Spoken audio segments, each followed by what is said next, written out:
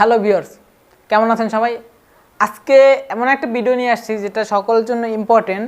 বর্তমানে ইউটিউবে এমন কিছু কন্টেন্ট দেখি যা এরকম থাম্বনেল থাকে, মানে ফেজ না দেখেই 25,000 টাকা মাসে ইনকাম, ফেজ না দেখিয়ে মাসে 1,00,000 টাকা ইনকাম, ফেজ না দেখিয়ে মাসে 30,000 টাকা ইনকাম।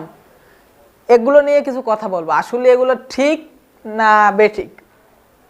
আসলে ফেজ না দেখিয়ে ইনকাম, হ্যাঁ ঠিক আছে, কিছু আপনার টপিক আছে যেগুলো দেখা গেল অন্য টুকটাক ভিডিও কম বেশি, মানে আমাদের ইউটিউবের রুলসে যেটা আছে যতটুকু ভিডিও ব্যবহার করা যাবে অতটুকু ভিডিও দিয়ে পিছনে আপনি কিছু ফানি টপিক দিলেন, কমেন্ট্রি করলেন, এই ধরনের ভিডিও হ্যাঁ মনিটাইজেশন দিচ্ছে।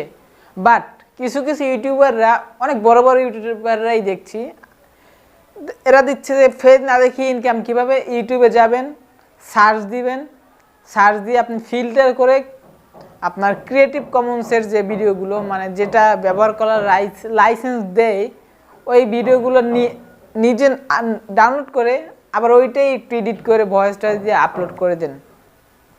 আসলে এগুলো কিন্তু সম্পূর্ণ ভুল। এগুলোতে মনিটাইজেশন ইউটিউব দিবে না। এই সম্পূর্ণ ডিটেলসটা জানতে হলে আজকে আমাদের চ্যানেলের ভিডিওটি সম্পূর্ণ দেখতে হবে। এটার ভিতরে অনেক গুরুত্বপূর্ণ কিছু ইনফরমেশন লুকিয়ে আছে। যাই হোক, আলোচনায় আসি। মূলত যে ফেজ না দেখি ইনকাম, আমি ইউটিউবারদের নাম নিব না, কারণ আমিও একজন ইউটিউবার, তারাও ইউটিউবার। হয়তোবা তারা কিছু ভিউজ পাওয়ার আশায় এগুলো করছে, কিন্তু আসলে এটা ঠিক না।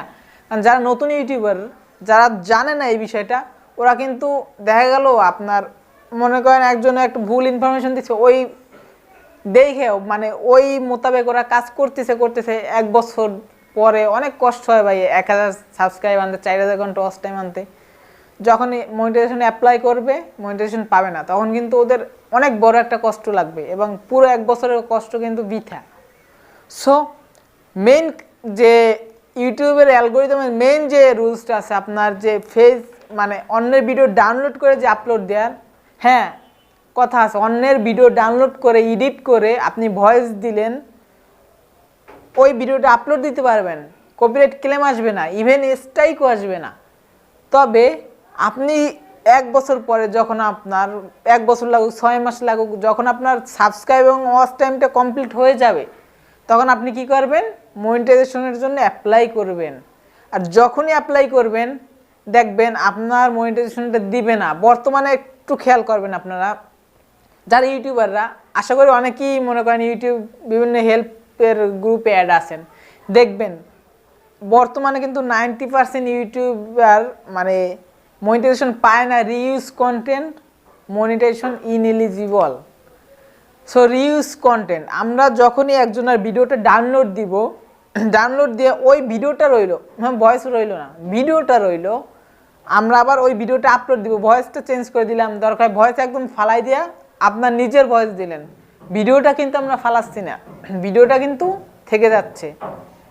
তো এই ধরনের অনেক ভিডিও দেখি যে কার্টুন ভিডিও, ক্রিয়েটিভ কমন্সের ভিডিওগুলো ডাউনলোড করে আপনি কিছু এডিট করে দিয়ে দেন, অনেক টাকা ইনকাম হবে। আসলে রং। হ্যাঁ আপনার ভিডিওতে ভিউজ আসতে পারে, সাবস্ক্রাইব আসতে পারে, বাট আপনি যখন মনিটাইজেশন অ্যাপ্লাই করবেন আপনার মনিটাইজেশন দিবে না, 100% গ্যারান্টি মনিটাইজেশন দিবে না। কারণ বর্তমানে দেখবেন যারা ইউটিউবে মনে করেন মনিটাইজেশন পাচ্ছে না, 90% আপনার পোস্ট আছে যে রিউজ কন্টেন্ট ধরে।